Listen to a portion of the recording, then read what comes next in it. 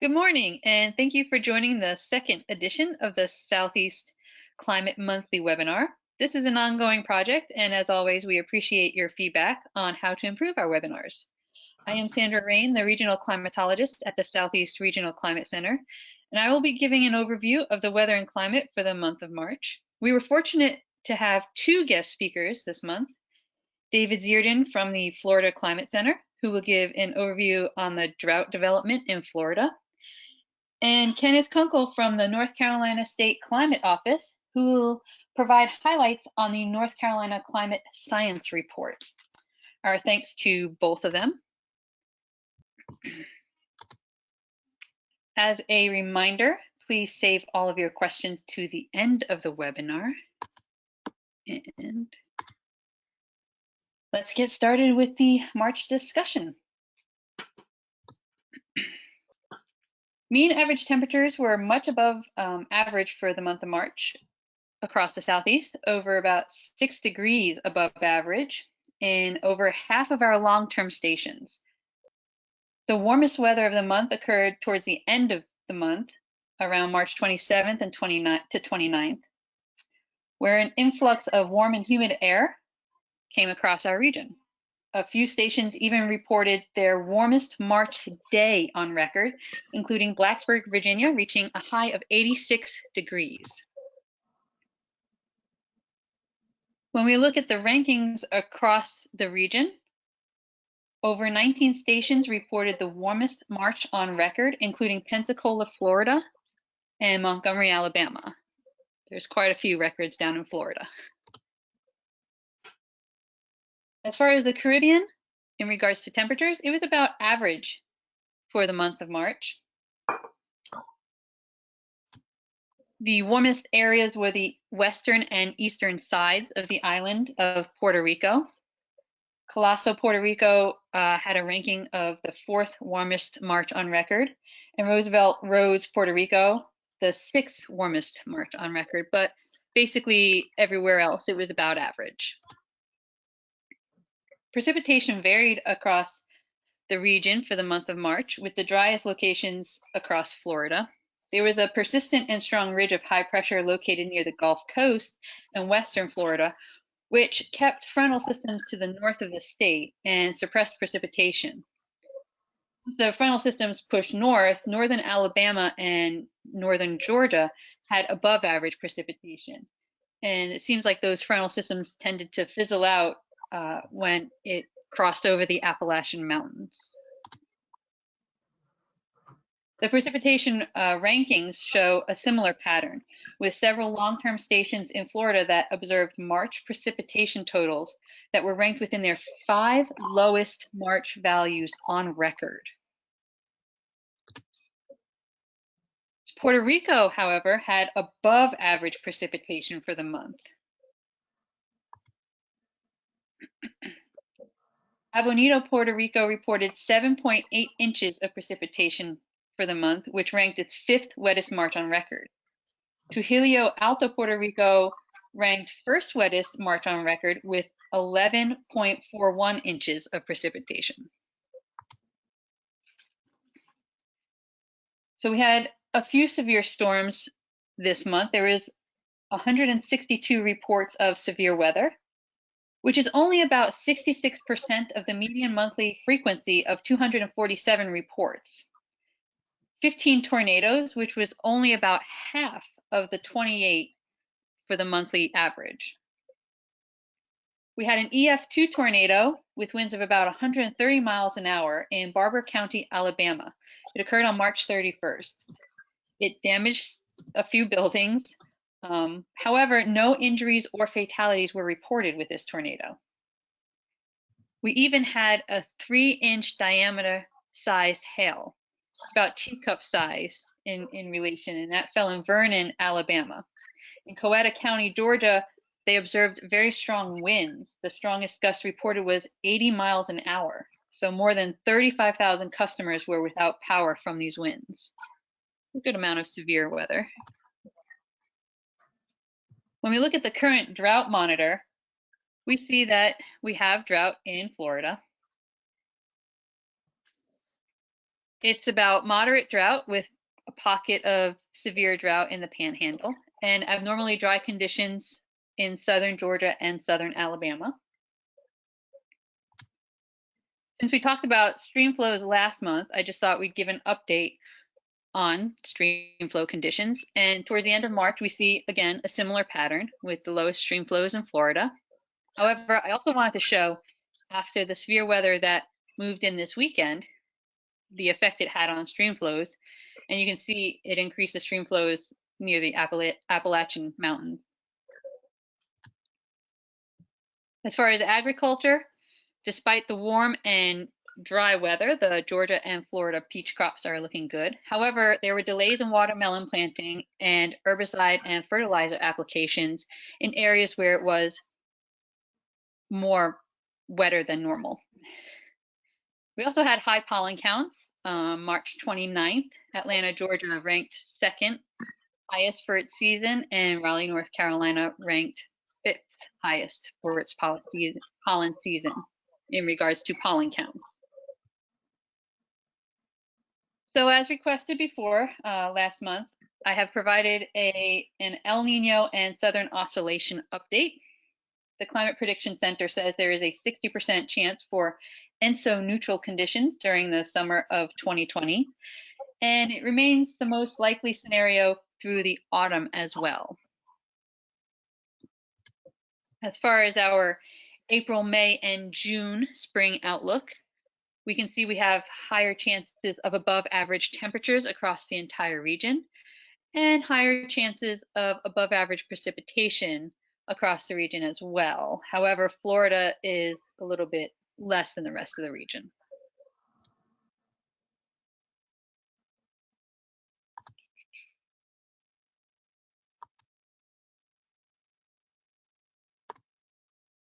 Okay, with the drought outlook to June 30th, we see that Florida will continue to have some drought development likely, but the rest of the region should remain drought free. And the soil moisture outlook, we again see the same similar pattern. Florida seems to be more dry and the rest of the region fairly better, but going through the end of July, hopefully everywhere will even out. Just to sum up, March, we saw above average temperatures for the Southeast. We saw below average precipitation for Florida, North Carolina, and Virginia, but above average precipitation for northern Alabama and northern Georgia. The Caribbean March average temperatures were fairly average, but above average precipitation. Storms included the EF2 tornado in Alabama, winds in Georgia, and teacup-sized hail in Alabama. The current area of drought is in Florida. There were delays in watermelon planting, herbicide, and fertilizer applications due to wet soils, and the pollen was high. And so neutral favored conditions for the summer and autumn. And spring continues to be warm, wet. Drought continues in Florida, but the rest of the Southeast will remain drought-free. Thank you so much. I would like to remind you all again to save all your questions until the end. And with that, I turn it over to David. All right. Thank you very much, Sandra. And thanks to NIDIS and the Southeast Regional Climate Center for inviting me today to speak about the emerging drought in the state of Florida. And we're going to start this presentation by looking back a little bit. This is conditions as of the last week of February.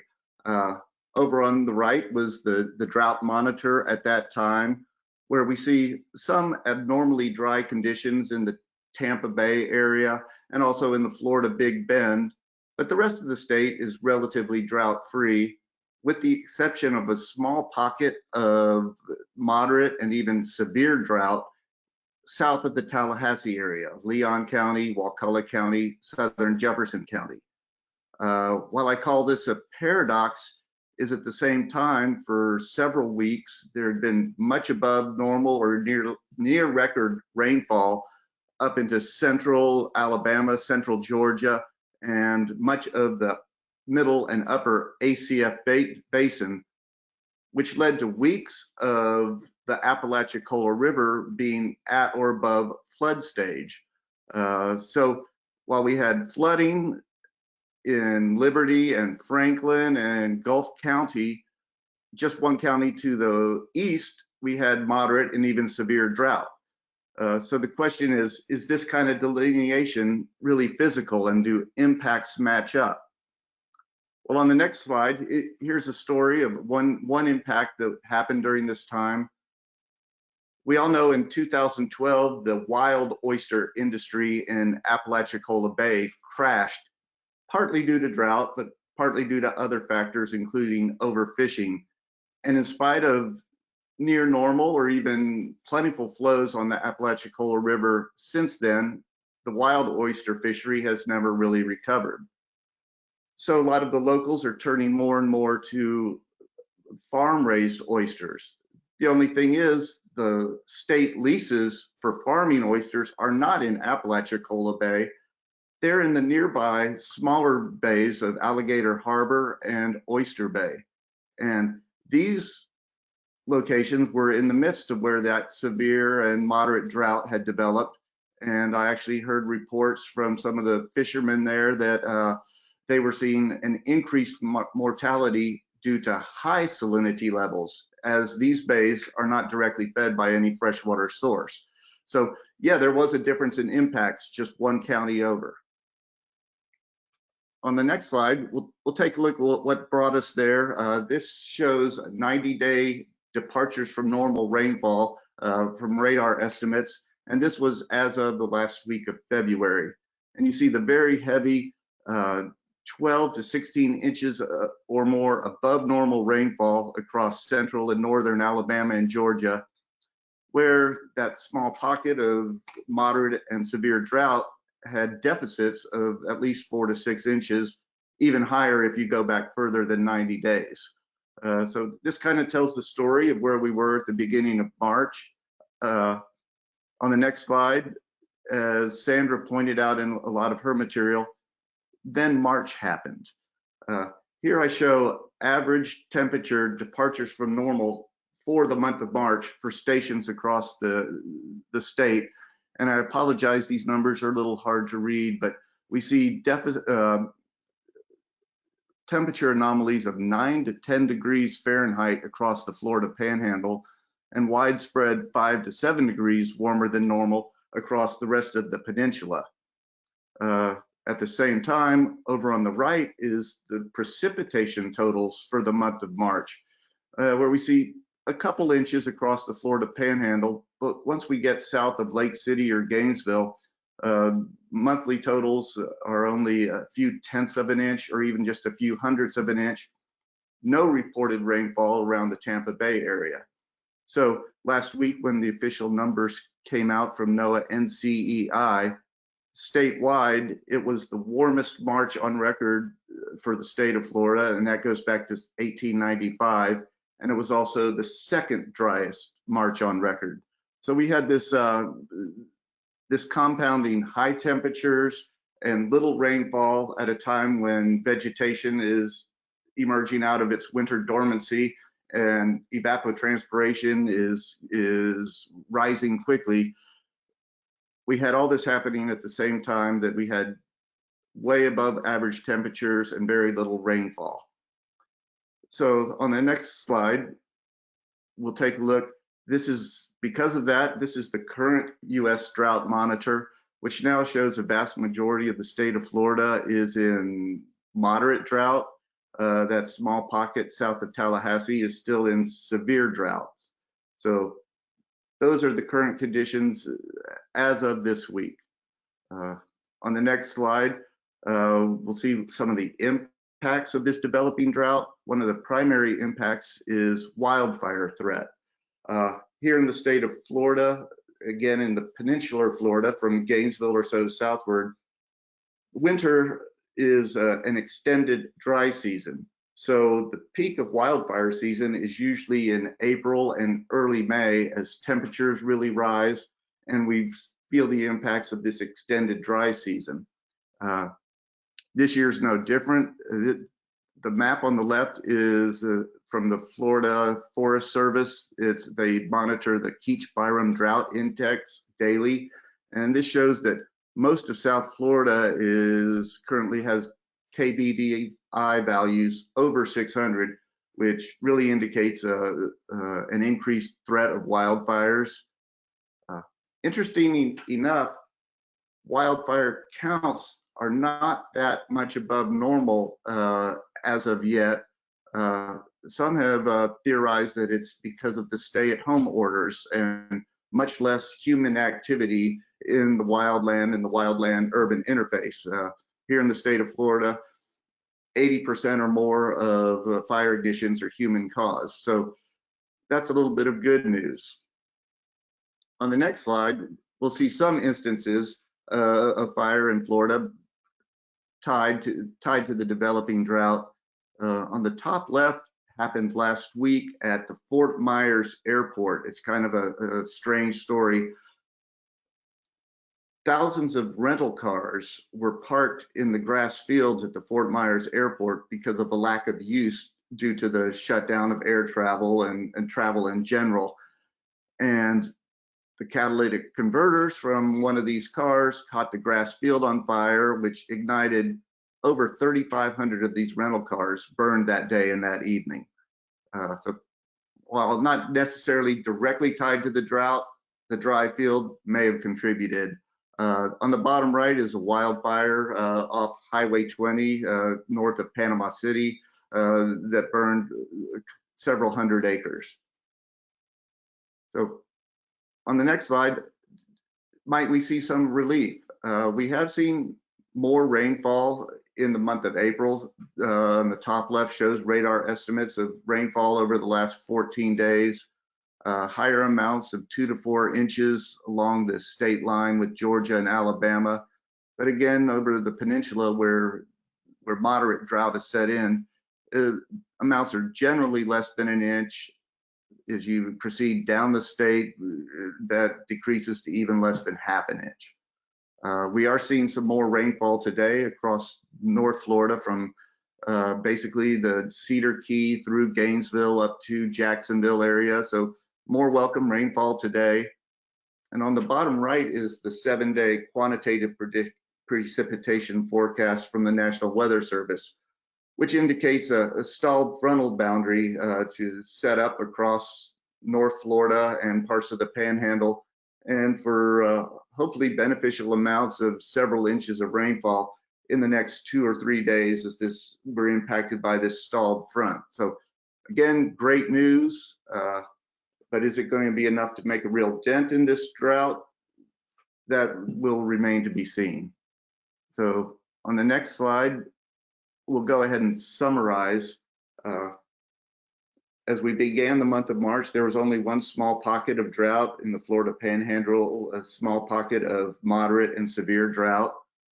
However, in the month of March, the Florida Peninsula only received a few hundredths to a few tenths of an inch of rain, and temperatures 6 to 8, even 9 degrees above normal for the month of March. Again, statewide average, Florida had its hottest March on record and second driest. According to the U.S. Drought Monitor, moderate drought has spread across the vast majority of the state. Primary impacts are increased wildfire threat. And I didn't speak of this, but the biggest agricultural impact right now is to range and pastures. As the grasses came out of dormancy, they should be starting to really thrive and fill in, and this developing drought is certainly slowing that progress. The recent light rainfall and a favorable forecast could provide modest relief in the next week or so. However, our dry season continues at least until mid-May on average. Mid to late May is when the summer convective rains really start in earnest. So we do have maybe another month of climatologically dry and warm conditions to deal with. So with that in mind, the continuation of this short-term drought or even more possible worsening is possible. And again, the commencement of the summer convective rainy season usually begins late May or early June. And in the long term, as the summer rain set in, it should ease drought conditions.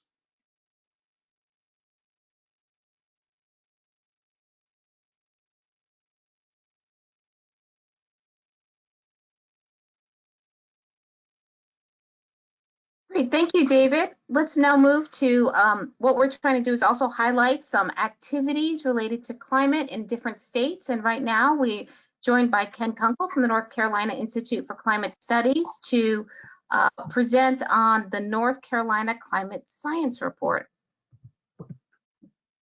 Thank you. Yes, this report that I'm going to be talking about came out in second week of March, and I'll describe the process that we went through to produce this report and some of the content of the report. Next slide. So these are some key points about the report. It represents an independent, peer-reviewed science assessment for North Carolina, and it covers both historical climate trends and anticipated future climate change under increasing greenhouse gas concentrations. The report is a result of Governor Cooper's Executive Order 80. This executive order is entitled North Carolina's Commitment to Address Climate Change and Transition to a Clean Energy Economy. One of the articles in the executive order asks for a climate risk and resiliency report. And one part of that report is a climate science report. So this report represents a part of that, and it represents, as I said in the previous point, an independent peer-reviewed scientific contribution to the executive order. The report covers temperature and precipitation changes, has several sections on storms, hurricanes, thunderstorms, winter storms, has a chapter on sea level rise. It also deals with a few other physical aspects of the climate and their interactions with other physical things. This includes air quality, wildfire, the urban heat island, and flooding. The group that produced this report includes key subject matter experts with national and international scientific reputations.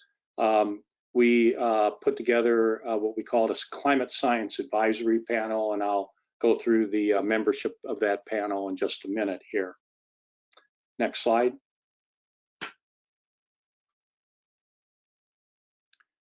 The inputs of the report are shown on the left. This is essentially a synthesis that takes into account the fourth National Climate Assessment that came out in 2018, the IPCC's fifth assessment report from a few years earlier. As some of you know, we produced state summaries for the U.S.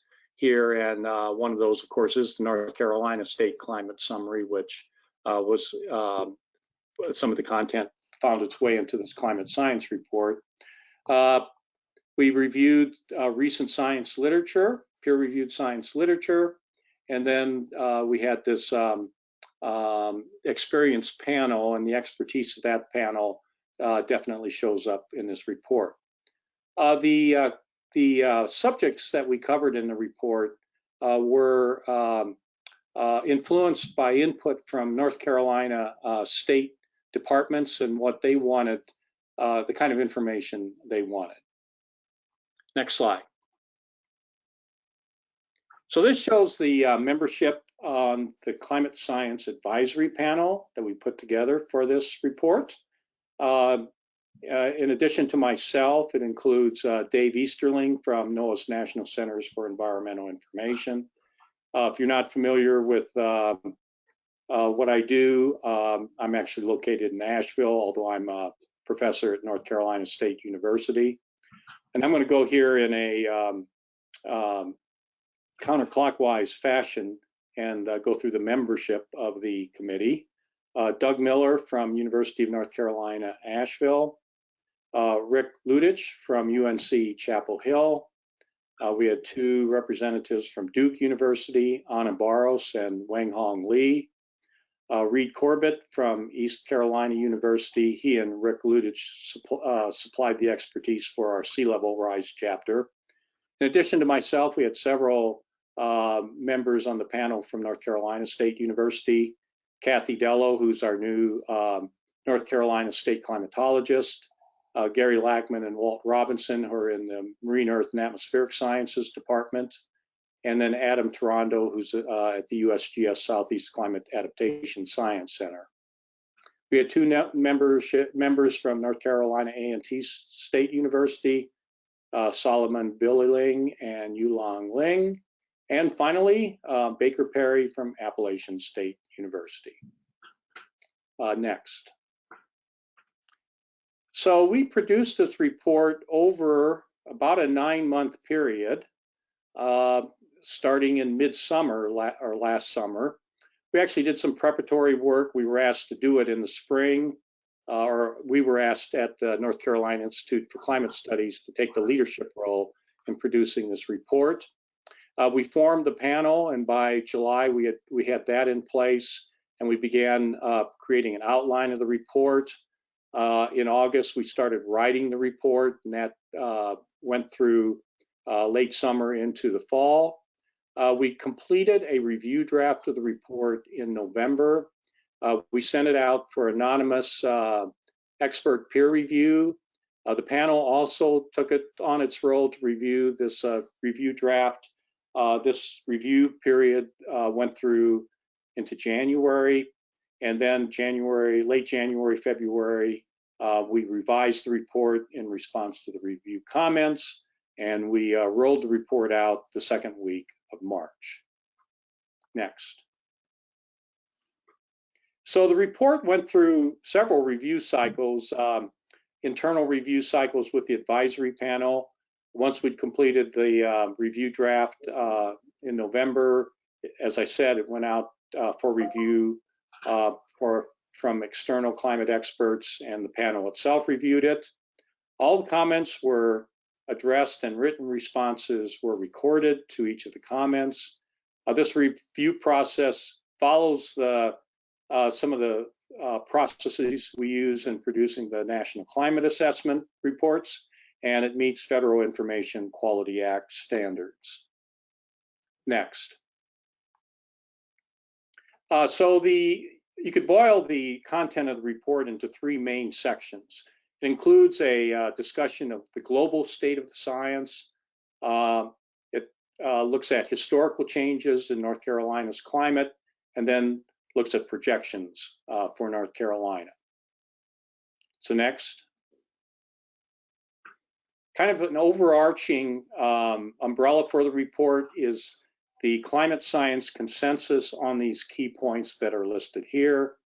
CO2 concentrations are increasing rapidly, and the primary cause of that is the burning of fossil fuels. CO2 is a greenhouse gas, and it contributes to warming surface temperatures. The Earth is warming, and increasing concentrations of CO2 and other greenhouse gases are most likely causing much, if not all, of the warming. So these points that are global context kind of set the platform for the rest of the report. Next. Our kind of one sentence report finding, if you want to say it, is that large changes in North Carolina's climate, much larger than at any time in the state's history, are very likely by the end of the century under both a lower and higher emission scenario. And what we used in this report were the same two that we used in the 4th National Climate Assessment, for those of you familiar with that, the RCP 4.5 and the RCP 8.5 scenarios. Next. So these 5 points represent changes in the future that we're very confident about, and perhaps have the highest confidence of all the things we discuss in the report. Number 1, temperatures are projected to rise in the future and rise outside of the historical envelope. Global warming will lead to disruptive sea level rise under these scenarios. We project increases in the intensity and frequency of extreme rainfall. There's a lot of uncertainty about whether the number of hurricanes will change, but there's more confidence that there will be more intense hurricanes. And finally, we project higher absolute humidity levels, which in part feeds into the increases in extreme rainfall and more intense hurricanes, but it also has obvious ramifications for summer comfort and potential health issues in the summer. Next. The report, or based on the input we got from state agencies and some other governmental entities, we broke the state down into 3 regions: the coastal plain, the Piedmont, and the Western Mountains. For each of these sections, we produced essentially standalone sections to deal with these climate issues. There's a lot of repetition in the report because of that, but this allows somebody who has a regional interest only in one of these regions, they can read that report and essentially get what they need from that one section. Next. This is the citation for the report. There's a website at the end of this. If you want to jot that down, the website has the full report. It also has two or three shorter documents. It has a report findings and an executive summary, so that you can get a kind of a nice summary of the report in about, I believe, about 10 or 12 pages. It also has a more of a summary for public consumption, and those 2 items are much shorter and might be of interest to those of you who want to get a quick view of the report. Next. Finally, these are the kind of a list of contributors to the report. The author list is given here. We had the North Carolina Department of Environmental Quality was actually our connection with state government, and we coordinated the development of the report with that department. We had a number of technical contributors to the report, in addition to the Climate Science Advisory Panel. And finally, the external reviewers who provided comments on the report all agreed to have their names revealed, and you see those on the lower right-hand part of this slide, and I'm sure you will recognize some, if not all, of the names there. That's it. Thank you. Great, thank you so much, Ken. My name is Meredith Muth, and I work at the National Integrated Drought Information System, NIDIS, in the Southeast region. If you have any questions or comments, please post them in the question box, and we will have our panelists respond to them. Also, if you have any recommendations or suggestions for future topics in this webinar series, please feel free to add that there as well. I want to, while we're waiting to see if we have any questions, I want to again thank Sandra for a very comprehensive overview of current climate conditions in the Southeast. David is always an excellent storyteller, especially when discussing the drought paradox in Florida.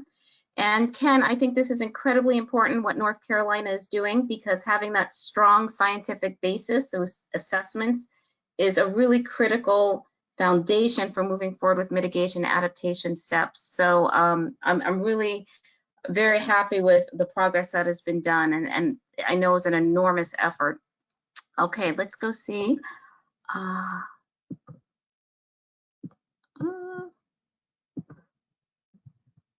I'm trying to.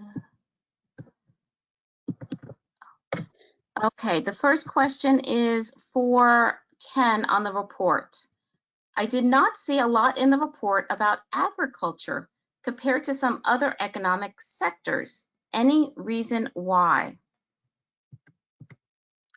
I mentioned that Section 9 in this executive order asks for a risk and resiliency plan for the state. This plan is has a focus on identifying potential impacts on various sectors and steps that can be taken to protect those sectors. And so although we do have, I guess we didn't necessarily take a completely uniform approach to all these topics, but we were staying away from kind of assessment of impacts. We were trying to stay on just the climate science, and that the climate science could then inform the rest of this plan. This plan was scheduled to roll out about this time, but it's been put on hold while we're going through this COVID-19 pandemic. And so I don't know when the rest of the plan will come out, but it will address agriculture in addition to other sectors that are important in the state. Great, thank you, Ken. I have a question from Brian. Will the PowerPoint be available after the webinar? And if so, where? We will be sending out a link to a YouTube recording. If you would like the PowerPoint version, you can email me. My email is on the slide that you can see right now, meredith.f.muth@noaa.gov, and I will be able to send that to you. And we will also be providing tomorrow when we send out the link for the YouTube recording, we will also include some of the key, more compelling figures and key takeaways that you are welcome to share broadly with others in your network. Next question regarding the North Carolina state assessment. So this is for you, Ken. Was any funding provided by the state government to do the statewide climate assessment? No. Okay. Yeah, we just we agreed to do it as part of our normal. Everybody who was on this report, including the members of the science advisory panel, essentially did it as part of their I guess standard university outreach goals, and but there was no actual funding from the state. Thank you, Ken. Next question related to flash drought. After last year's flash drought in North Carolina, is there better work to forecast them in the future? Well, do any of our panelists, are they interested in answering this question? Yeah, this is David Zierden.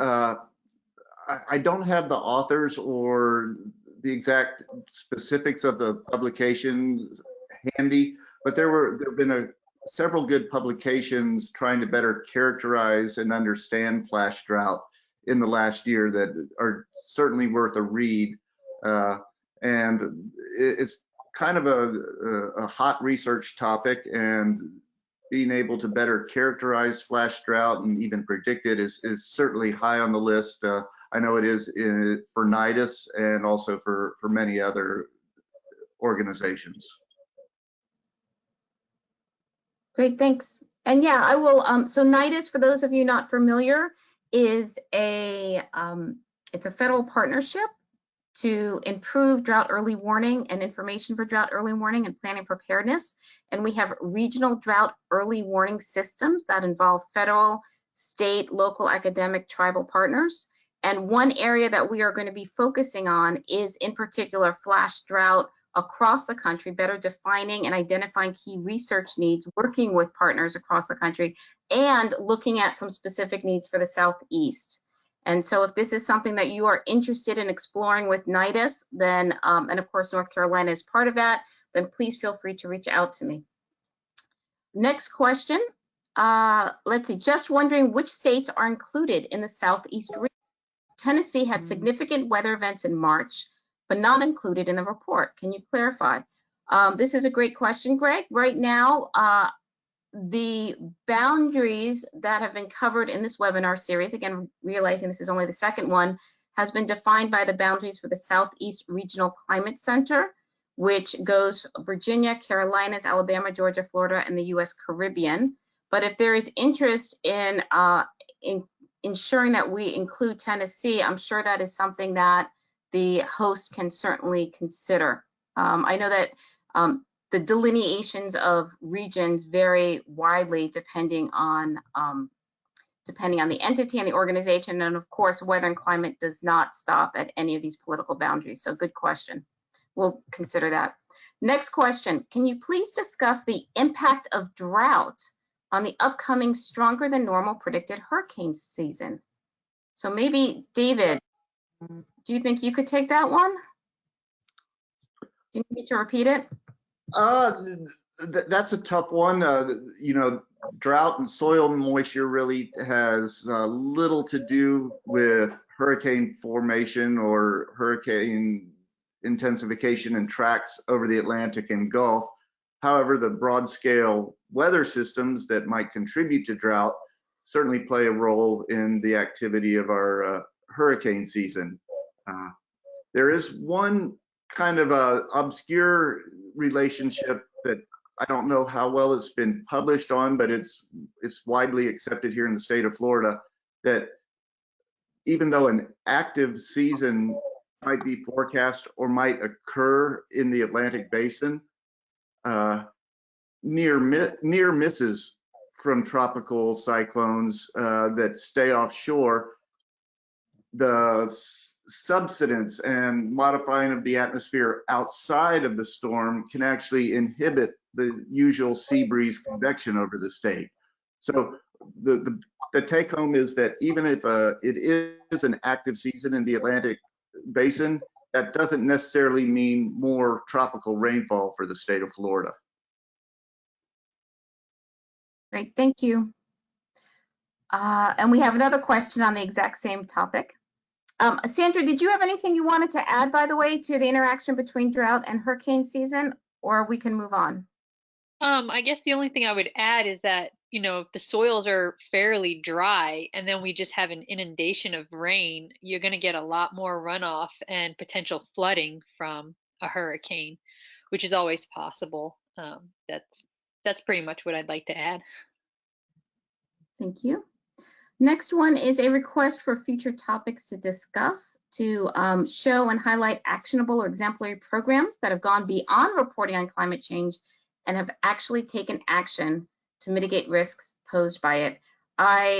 We would welcome any recommendations that are found across the Southeast, so please feel free to reach out if there's something that you think would be worth highlighting, and absolutely we will consider this. Thank you. Next question, another one on, related to hurricanes, are we expecting an increased number of hurricanes or increased intensity? I will say that we plan on having a brief hurricane outlook in a future webinar, and we will also point you to a webinar series that is specifically focused on hurricane outlooks and prediction that is hosted by NOAA. So we will make sure that we include this information in future notices related to the webinar. Sandra, is anything you want to say right now about number of hurricanes or increased intensity at this point? I know that not all of the predictions have come out yet. Yeah, so at this point, you know, we're one of the correlations is that it's going to be an ENSO neutral summer, supposedly. So there shouldn't be a terrible increase, you know, according to ENSO at least. I'm waiting to see what the official predictions will actually be. Great, thank you. And this is David Zierden. I'd just like to chime in that the Gulf of Mexico is currently running at sea surface temperatures there are record warm for this time of year right now. So while that doesn't necessarily mean more hurricanes or more tropical cyclones, it could certainly mean more intense cyclones if they make their way or form in the Gulf of Mexico. So that's something to be aware of and keep an eye on as the hurricane season initiates. Thank you, David. Since we just mentioned ENSO, here's a question. What is the prediction for 1 to 3 years into the future for the Southeast? Are we looking at an El Nino or La Nina conditions? Oh my goodness. That's a very interesting question. I am not sure 1 to 3 years in the future. Yeah, I think right now it's, you know, basically a 1/3 chance of neutral El Nino or La Nina. Any other panelists? Okay. We also have links in the question box, and we maybe we'll distribute this also in the summary of today's webinar, is some links to the BAM's article on flash drought. And we also, I will say, if you look for NIDIS Dry Times, it's a bi-weekly newsletter, and we do often highlight flash drought and new publications as well. Next question is, again, related to hurricanes. Can you please discuss the impact of drought on potential for dam failure in hurricane season involving the associated flooding? Okay, wow. Anyone want to take that one? The impact of drought on the potential for dam failure in a hurricane season involving the associated flooding. So this is interesting. This is kind of that intersection of drought and floods and the back and forth. And maybe this could be a future topic for conversation or presentation in another meeting. David or Sandra, do you have anything you'd like to add at this point? No, this is kind of out of my area, and also the Carolinas, especially North Carolina, has a lot more managed and dammed waterways, so it would certainly be more of an issue there than it is in the state of Florida. Yeah, I'd agree with that. But yeah, certainly out of my area as well. Okay. And I think we're coming to the end. This is great that we have so many questions. This one is related to longer term timescales of climate. What historical time basis is used for predicting that we will experience increased storm, hurricanes, etc., such as intensity? How could storm intensity over 200 years ago be determined? That might be more related to Ken. Yeah, if I understand the question correctly, the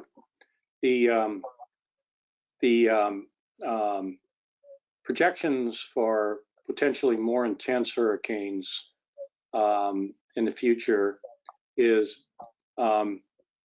based on the fundamental connection between sea surface temperatures and potential hurricane intensity. It doesn't mean that hurricanes reach their potential because other factors play a role.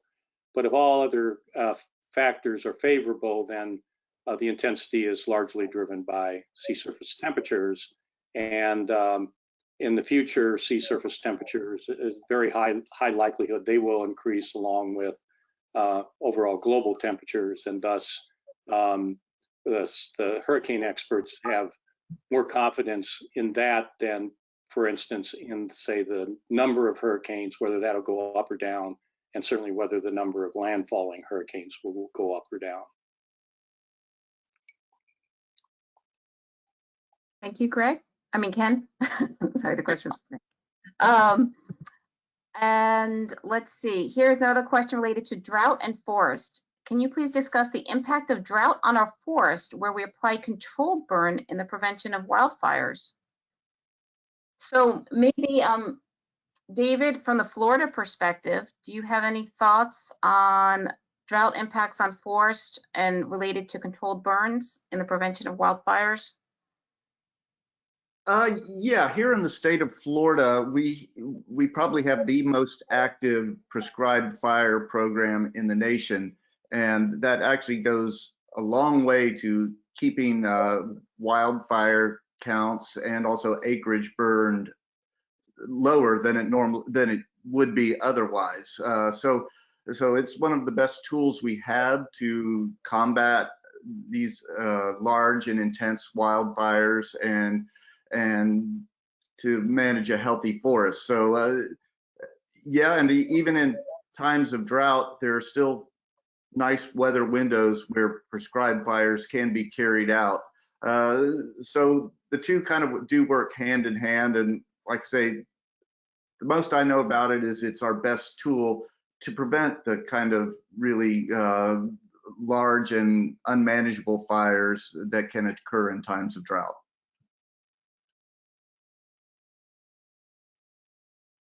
Thank you, David. I'm looking through. I don't know if we have time for all of these. Here's a question related to ENSO. Oh no, a recommendation on webinars and references related to ENSO. So we will, and a recommendation to do a presentation on dam failure in relation to severe weather events. So thank you for these suggestions. We also have for the question related to hurricane historical data. A participant mentioned that they mainly base the information on the HERDAT reanalysis led by Chris Lancy at AOML. Let's see, what else do we have? And last question, and I think this is Steve, you sort of got to it. It's what difficulties do you find that drought presents during controlled burn?